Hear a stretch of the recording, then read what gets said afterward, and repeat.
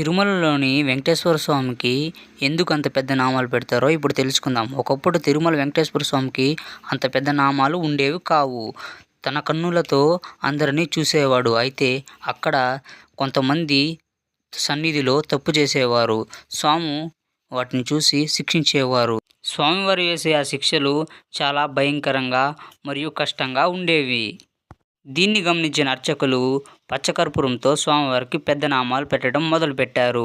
ఒక్క లక్ష్మీ వారమైనటువంటి శుక్రవారం మాత్రమే స్వామివారికి చిన్నగా పెట్టి స్వామివారి యొక్క నిజరూప దర్శనాన్ని లక్ష్మీవారం మాత్రమే భక్తులకు అవకాశం కల్పిస్తారు. ప్లీజ్ ఈ ఇన్ఫర్మేషన్ వర్తనిపిస్తే 16 కుర్రాడికి చిన్నప్పటి నుంచినే యాక్టింగ్ వైపు తను కూడా ఒక యాక్టర్ అవ్వాలని తన డ్రీమ్. వెళ్ళిన ప్రతి ఆడిషన్లోనూ ఫెయిల్ అయ్యారు విజయ్ సేతుపతి గారు.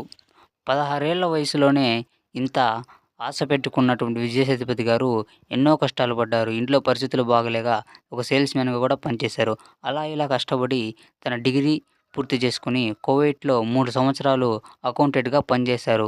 తర్వాత తను తీసిన మొట్టమొదటి సినిమానే సూపర్ హిట్ కావడం అతనికి ఎంతగానో మంచి పేరు తెచ్చింది.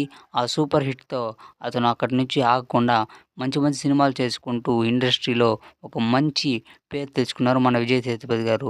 ఈ ఇన్ఫర్మేషన్ మీకు అనిపిస్తే ప్లీజ్ లైక్ చేయండి. ఈయన చేసే ప్రతి యాక్టింగ్కు ఫ్యాన్స్ అందరూ ఈయనను మై ఛానల్.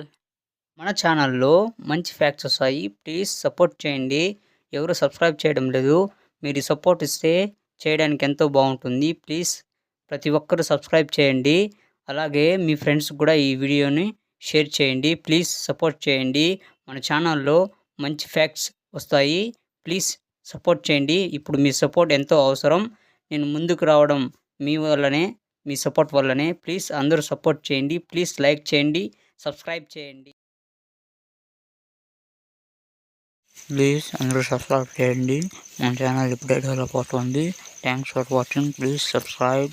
జై బజరంగబలి.